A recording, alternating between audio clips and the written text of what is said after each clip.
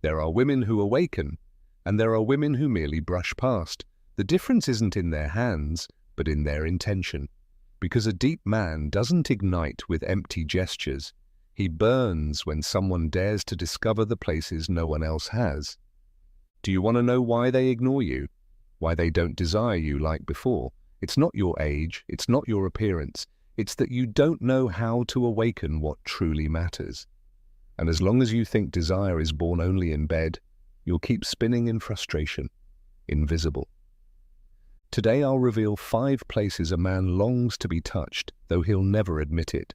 Places that activate his mind, his body, and his soul.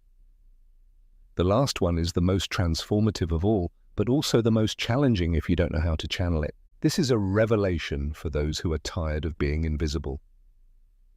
Stay until the end. You'll understand truths no one has ever revealed to you, and that he'll never confess. Have you ever touched a man and nothing happened? No spark? No different look? Not even a subtle change in his breathing, just that uncomfortable silence that makes it clear what you didn't resonate. I'll tell you why. Because you touched where everyone else touches, but he doesn't need it. That's the problem. You're trying to crack a safe with the same combination you used 30 years ago, and none of that works anymore. Let's go to the first point, the lower back. It's where his armor begins to fade. It's no coincidence that right there, precisely there, the weight of the years accumulates, not just physical fatigue, but emotional exhaustion too. A man who has lived, who has supported a family, who has faced disappointments and made decisions that drained him, he doesn't need hands that touch him without purpose. He needs to be touched with a presence that says, I'm here and I see you. Picture this. He's in front of you, fixing something at home, answering emails, immersed in the same routine that always surrounds him. You approach without saying a word and place your hand on the curve of his lower back. Not abruptly, not with obvious desire, but with firmness and respect. A gesture that doesn't seek sex, but presence. And in that moment, if done right, something shifts. Not because you're arousing him, but because you're speaking to his collective unconscious. As Jung would say, you're reminding him that someone still sees him as a man, that someone notices what everyone else overlooks. But don't get confused. This isn't magic. It's not about touching just to touch. It's about being there.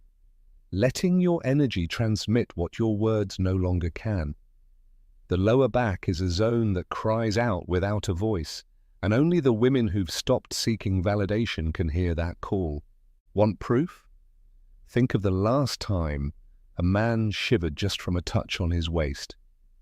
It's probably been so long you don't even associate it with anything tangible, because you've lived believing that intense gestures, bold words, or bedroom games are what keep desire alive. But no, it's the detail, the pause, the touch that says, I didn't come to use you, I came to behold you. Touch him there with intention, not expecting anything in return. Do it knowing that this small gesture could be the beginning of a new kind of connection, a way to rebuild something that once seemed lost. And if you do it right, if you do it without rush, you'll see it's not the skin you're touching. It's his shadow, as Jung would call it. His story, his struggle, his need to be seen by someone who doesn't treat him as a provider, a father, a friend, but as a whole man. This is how desire begins to awaken, not from the flesh, but from the soul. And that, my friend, is something few understand and almost no one dares to teach. Second point, the touch that revives what's been forgotten. If you understood what I said earlier, then you already know that desire doesn't ignite from the surface. It ignites when you touch with purpose, when you make a man feel that there's still fire beneath the ashes, and that fire isn't stoked by the obvious, but by the forgotten. We've arrived at the second key point, the inner part of the arm, the touch that revives what has been forgotten. Because there, where few look, lies one of the most powerful zones for creating emotional and physical connection. But since it's not visible, not named, most people ignore it. And that ignorance is costing you his desire. The inner part of the arm is an area that, according to neuropsychology, is full of highly sensitive nerve endings. But that's secondary. What truly matters is that this point is deeply tied to emotional memory. Yes, the memory of affection, the one that holds the first tender touches, caring gestures, sincere caresses from someone who wasn't seeking anything but presence. When you touch that area with gentleness and firmness, you're not seducing him like an anxious teenager. You're activating buried archetypes. As Jung would say, you're telling him without words, I can touch you without expecting anything in return, simply because you deserve to be touched. Now think about this. How many times do you think a mature man has been caressed without expectations? How many times has someone placed a hand on him just to remind him that he's still alive, still worthy of unconditional affection? Very few, because with age, touch becomes mechanical or disappears. The women around him stop touching him with curiosity. They see him as a father, a friend, a support figure, but not as a man. And that destroys more than time ever could. That withers the root of desire. From Stoicism comes a powerful idea. You can't control how others perceive you, but you can control the value you give to small acts. Touching the inner arm is a subtle act, but one full of intention. It's a decision to be present, and that decision, when done right, has the power to restore what seemed lost. A man who receives that touch doesn't think she's seducing me. He thinks, she's reminding me that I'm valuable, that I still have something to offer, that there's still beauty in me. That kind of touch doesn't demand, doesn't pressure. It simply exists, but its impact is deep because it activates an ancestral need to feel valued.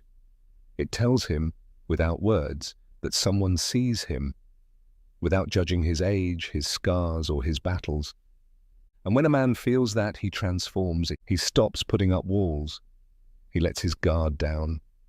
He starts looking at you differently, not because you're promising anything, but because you're giving back something he thought he'd lost. His right to be desired. The great mistake is believing that desire is triggered by lingerie, by promises, or by beautiful words. No. Desire awakens when you touch where others don't dare to, when you dare to be different. When you understand that the body is not just skin, it's a story, and that every gesture, every touch, can be the key that opens a forgotten door. So the next time you're with him, don't look for the shortcut. Place your hand on that inner part of his arm. Don't say anything, just stay there, present, feeling. And if you do it right, you'll notice it. Not in his immediate reaction, but in his breathing, in the way he starts looking at you differently, in that subtle tremor that reveals something inside him has awakened. And that's where the real thing begins. Not sex, not conquest, but real connection. The kind that lasts, the kind that transforms, the kind that very few women ever manage to create. Third point, where vulnerability becomes surrender. You already know that touching is not the same as connecting, and a poorly executed caress without intention is worse than doing nothing at all. We've already talked about the lower back and the inner arm, but now we come to a point many ignore because they don't dare to explore what they don't understand. We've arrived at the third point, and this is where things start to change. The edge of the jaw, where vulnerability becomes surrender. This spot isn't just sensitive physically, it's sensitive because it symbolizes both power and fragility. It's an exposed area, close to the eyes, the neck, the mouth. Touching there is like saying, I'm so close I could hurt you, but I choose to protect you. And do you know what that does to a mature man? It gives him back the ability to trust. It reminds him that he can let his guard down without being invaded. Because the edge of the jaw is not caressed as if you're trying to speed things up. It's caressed like someone who has all the time in the world, like someone who doesn't need to rush, because she already understands that true desire lives not in urgency, but in stillness. Here's a practical strategy that can completely change the way you relate to a man who's lived. The next time you're having a calm conversation with him, don't interrupt with romantic words or hints. Just lean in slowly and rest your finger lightly on the edge of his jaw. Look into his eyes. Don't smile. Just look. Hold that gesture for a few seconds. Then slowly remove your hand. Say nothing. Return to the conversation as if nothing happened. Did you feel that? That is power. Not because you're manipulating, but because you're present. Because that gesture communicates something no compliment ever could, that you hold power, but you don't use it to dominate, you use it to protect. It tells him you don't need to prove anything. You're just there, and if he wants to stay, he can. This kind of touch breaks a pattern. Because most women are waiting for the right moment, the perfect timing to kiss, to caress, to say something that works. But the women who truly awaken desire don't wait for moments. They create them. And this touch on the jaw is not a technique, it's a silent declaration. You're telling him he can surrender without fear, because you're not there to take advantage of him. You're there to perceive him as a whole, with his wounds and his strengths. Fourth point, the place he never expected you to notice. If you've made it this far, you already understand that touching the body without touching the soul is like lighting a candle in a room full of dust. It barely lights up, and it dies out. Genuine connection isn't built with generic phrases or memorized techniques. It's built through presence, intention, and deep understanding. But there's a silent, almost invisible mistake that can destroy all progress, even when you think you're doing everything right. Let's talk about the fourth point, behind the knees, the place he never expected you to notice. This area, forgotten by nearly everyone, is a perfect metaphor for what happens when we ignore what isn't visible. Behind the knees lies a sensitivity that doesn't respond to logic or immediate desire. It represents what's been left behind, what's not shown, what's deemed unimportant. And here's the mistake: thinking that only what's visible matters, that only what he shows you needs to be touched.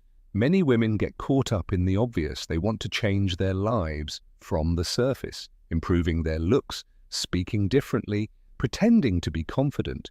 But they leave the deeper layers untouched, just like that part behind the knees, sensitive, overlooked, and vulnerable. The mental trap is this: believing that if something isn't mentioned, it doesn't exist, that if a man doesn't ask to be touched there, it means nothing, that if you don't understand the value of something, then it must not be valuable. And so you go on avoiding the uncomfortable, the things you don't know how to handle. This is why many women fail in relationships. They try to change the outside while staying the same inside, and the man senses it, not through words, but through his body, through his silence, through that distance you can't seem to cross. When you touch behind his knees, you're sending a message no other woman has dared to express, that you care even about what he himself has forgotten, that you're not just there for what's easy, what's shiny, or what gives instant gratification. You're there for what truly matters. And in the mind of a mature man, that's revolutionary, because most have already given up. They've stopped expecting that kind of attention. They've grown used to being invisible in the deepest parts of their body and soul. Jung would call it the encounter with the shadow, that rejected part we all carry inside. The consequences of ignoring this are devastating. You don't just lose his desire, you lose his respect, because he knows when you're improvising. He knows when your gestures come from a script, not from intention, and that's when you become just another woman. Another one who didn't know how to touch where it hurts, where it vibrates, where life still lingers. Touching behind the knees isn't an erotic act. It's proof that you're willing to explore what others don't see. And if you do it right, if you reach that place with the same natural grace you'd use to touch his face, then something deep begins to shift, not just in him, in you. Because when you train yourself to see what no one else sees, to value what others overlook, you begin to see your own life differently too. You begin to notice everything you've ignored in yourself. Your fears, your repressed emotions, your desire to be touched with respect, with curiosity, with presence. So don't be fooled. What may seem like a simple spot on the body is actually a portal to the soul. And that portal only opens to those unafraid to face the invisible, to those who aren't seeking quick results, but deep transformation. Fifth and final point, the connection that transcends the body. We've reached the final point in this journey. And if you've truly listened to everything so far, you already know. This isn't about seduction techniques. It's about reconnecting with something many have already given up on, self-respect. This fifth point isn't just a place on the body. It's a symbol of everything you've been ignoring, the scalp, the connection that transcends the body. And if you don't understand what it represents, you'll stay trapped on the surface, believing that desire is physical, when in truth it's mental, emotional, spiritual. Jung would call it the point of contact with the animus, the masculine energy every woman carries within. Touching a man's scalp isn't the same as running your fingers through his hair. It's touching the root of his inner world, the place where thoughts, tension, and doubt accumulate. It's silently telling him, I don't just desire your body, I desire your mind, and I'm willing to hold it with care. But not everyone can do this, because done poorly, it feels invasive, awkward, uncomfortable. Done right, though, it requires complete presence. It requires being the kind of woman who's not afraid of silence, because her fingers do the speaking. And here lies the problem. Most women can't stand silence. They crave instant results. They want him to react, to give them a sign, some kind of validation. And when they don't get it, they grow frustrated, pull away. Or worse, victimize themselves. They say, I did everything right and he didn't even look at me. They don't understand that desire isn't awakened through pressure, but through patience. That touching the scalp isn't meant to arouse, but to connect, to make him feel that someone finally can hold him without asking for anything in return. But if you keep looking for shortcuts, you'll end up like so many others, frustrated, confused, not understanding why he keeps shutting down. The reason is simple. It's not that he can't feel anymore, it's that he doesn't trust anymore. And with your impatience, with your need to get something back, you confirm what he already fears, that opening up isn't worth it. That no woman truly understands the value of deep connection. The scalp, when touched with intention, triggers the release of oxytocin, the hormone of trust. And if you can make him feel that with you, without sex, without manipulation, then you're touching what truly matters. But it's not easy. It requires a different mindset. You have to stop acting like an emotional beggar, waiting for him to validate your existence. You have to start moving like a woman who is already whole. Because only from that fullness can you touch without needing, without anxiety, without urgency. That's the difference between women who awaken desire and those who only awaken pity. Changing this pattern doesn't start with changing your gestures. It begins by changing your intention. By understanding that if you're not ready to touch with your soul, it's better not to touch at all. Because men sense it, not through their skin, but through energy. And if you're empty inside, he'll feel it. So transform, but do it for real. Not with promises, not with pretty words, with presence, patience, and respect. And if you don't know where to begin, start with this. The next time you're with him, stay silent. Get close. Place your hand gently on his head. Stay there. Breathe calmly. Don't look for a reaction. Just remain. Because that one simple, sincere gesture can awaken something in him no one else has ever reached. His desire to trust again. And when that happens, get ready. Because you won't just be touching a man, you'll be touching what Jung would call his self, his deepest essence. And that's where the real begins. That's where true desire is born. And if you've made it this far, you're not like the rest. Because most people give up when it starts to hurt, when truth shakes their ego or reminds them of everything they've let die inside. But you stayed, you listened, you reflected, and now you're at a crossroads. Keep living and touching life superficially. Or dare to touch where it truly matters. No one can force you to awaken. But if anything you heard today resonated deep within you, then you can't unsee it. It's time to honor the ones who never gave up, the ones who still believe they can reclaim their respect, their desire, and their presence. If you're one of them, write it in the comments along with your country. Just 4 words, I love wisdom. That phrase says it all. Because this isn't just about men, it's about you, about how you choose to engage with the world, with your emotions, and with your dignity. I'm Gabriel, and this channel, Home of Wisdom, doesn't exist to entertain you or to tell you what you want to hear. It exists to wake you up, to return the power you've given away to others. Here, we don't speak in empty theories or easy promises. We speak of living with strength, with intelligence, with purpose. Subscribe now if this message stirred something inside you. Not for me, for you. Because joining this community means choosing to wake up, even when it hurts. It means no longer living numb and beginning to move with clarity. Share this video. Someone else may need to hear what you've just understood.